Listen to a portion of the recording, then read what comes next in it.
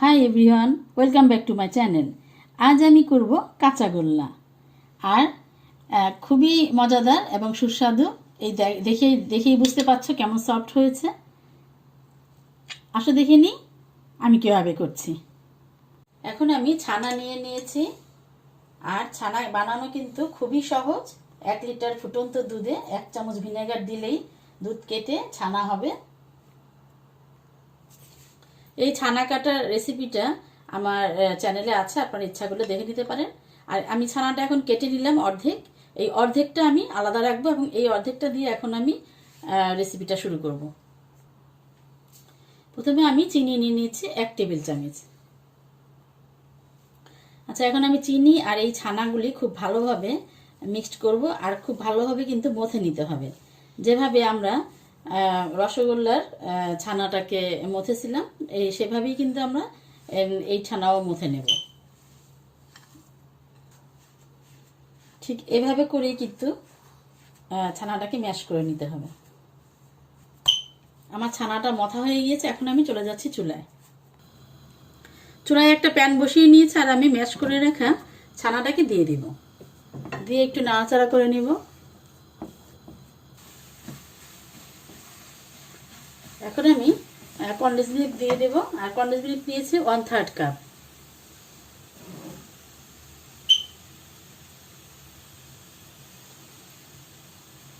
এখন আমি খুব ভালোভাবে এটাকে নাড়াচাড়া দিয়ে নেব। আর এটা কিন্তু খুব ভালোভাবে নাড়াচাড়া করে নিতে হবে, আর আমি একদম এটাকে শুকিয়ে ফেলবো। আর খুব সহজ রেসিপি, কিন্তু কেউ মানে মিষ্টি বানাতে না পারলেও সে কিন্তু এটা পারবে।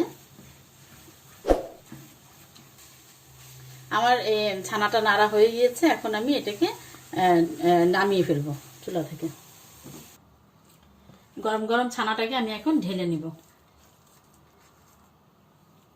এখন আমি এই কাঁচা ছানাটাকে ভেঙে নিব। আর এটা হচ্ছে কাঁচাগোল্লা, আর কাঁচাগোল্লা হচ্ছে এটাই তার প্রমাণ।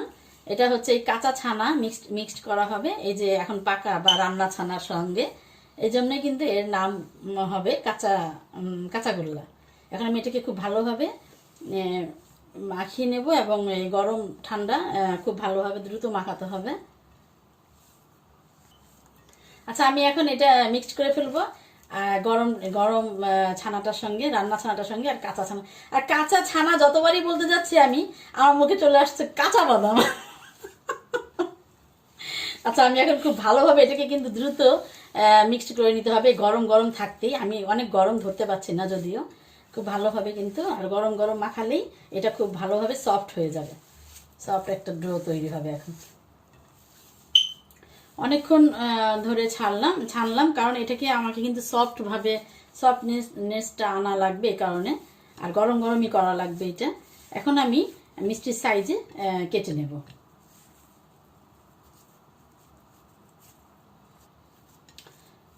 আচ্ছা, এইভাবে করে আমি মিষ্টির সাইজ অনুযায়ী কেটে নেব। এইভাবে খুব ভালোভাবে আমাকে গোল করে নিতে হবে। গোল করে আমি এই যে তৈরি হয়ে গেছে। এখন আমি এটাকে গুঁড়া দুধের সাথে কিন্তু গড়িয়ে নেব। গুঁড়া দুধ বা মাওয়া,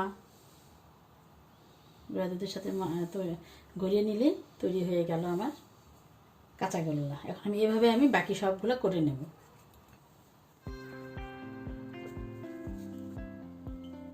তৈরি হয়ে গেল সবগুলি কাঁচাগোল্লা। এখন কিন্তু খাবারের জন্য রেডি হয়ে গিয়েছে।